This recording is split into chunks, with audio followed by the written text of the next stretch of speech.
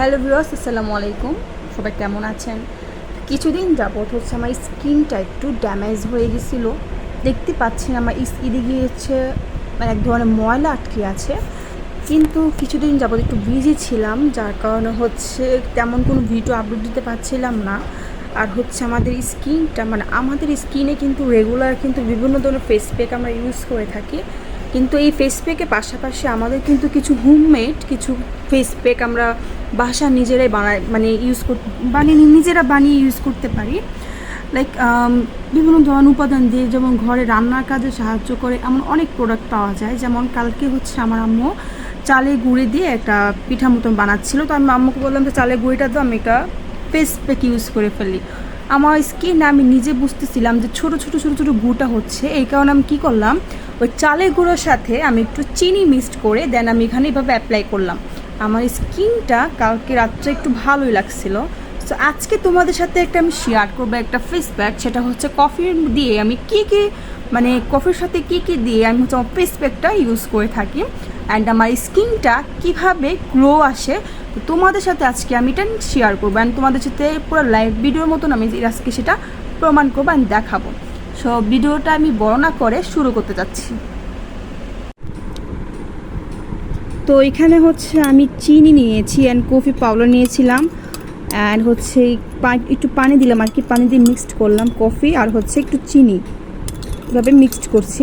Mixed করার পরে এখানে হচ্ছে আমি চালের গুঁড়ো নিলাম, পুরোটা সবটুকু দিয়ে দিব, দেন এভাবে মিক্সড করছি। এই যেভাবে মিক্সড করছি, পানিটা একটু মনে বেশি পড়ে গিয়েছিলো, সমস্যা নেই, সেটা আমি ব্যালেন্স করছি। দেন এখানে হচ্ছে আপনাদের বাসায় যদি চন্দন থাকে, চন্দনের গুঁড়া ইউজ করতে পারেন। আমার কাছে থানাকার চন্দনীটা আছে, আমি এটা ইউজ করছি। সো এখানে হচ্ছে চন্দনী ওইটা নিলাম, থানাকার। সো এই থানাকার মধ্যে রয়েছে আপনার স্কিন ব্রোন থেকে, পিম্পল থেকে আপনার স্কিনটাকে একটা ব্রাইটনেস দিবে, প্লাস হচ্ছে আপনার স্কিনটাকে গ্লো করতে সাহায্য করবে, স্কিনটা অনেক দিন পর্যন্ত ব্রাইট লাগবে। আর কফির মধ্যে কিন্তু প্রচুর পরিমাণে আমরা জানি যে কফির সাথে আমরা অনেক ধরনের ফেস প্যাক ইউজ করি। সাথে হচ্ছে আমি ওসি ফেস সিরামটা ইউজ করছি। তো আপনাদের বাসায় যদি যে কোনো সিরাম থাকে বা জেল থাকে, অ্যালোভেরা জেল বা যে কোনো থাকে, তো আমার কাছে এখন ওসি ফেস সিরামটা আছে, আমি এখন এটার মধ্যে ঢেলে অ্যাপ্লাই করছি। বেশি না, জাস্ট অল্প একটু জেলের মতো এটার সাথে আমি অ্যাপ্লাই করলাম। দেন আমি এটা মিক্সড করছি। এই ওসিফি সিরামটা হচ্ছে তোমার স্কিনটাকে ভেতর থেকে ব্রাইট করবে, প্লাস স্কিনটা একটা হচ্ছে গ্লো দিবে। স্কিনটা তুমি নিজে সেটা তফাৎ বুঝতে পারবে। এই যে আমি মিক্স করছি, হ্যাঁ এই যে মিক্স করলাম,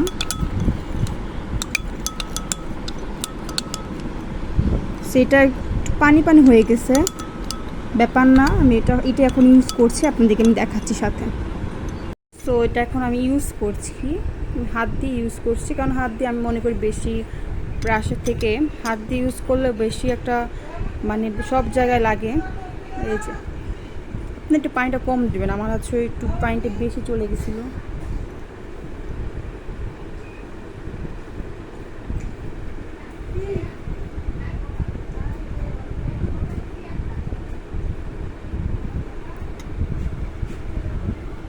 খুব সুন্দর করে কিন্তু আমি এটা অ্যাপ্লাই করছি। আর আমি যখন এটা ওয়াশ করবো আমার ফেসটা, আর আমি যখন এই চালের গুঁড়ি আর হচ্ছে চিনিটা থাকবে, তখন যখন আমি এটা ইউজ করবো, যে বালু যেমন ধরলে একটা মানে ধার ধার লাগে, এটা ঠিক এরকম ধার ধার থাকবে।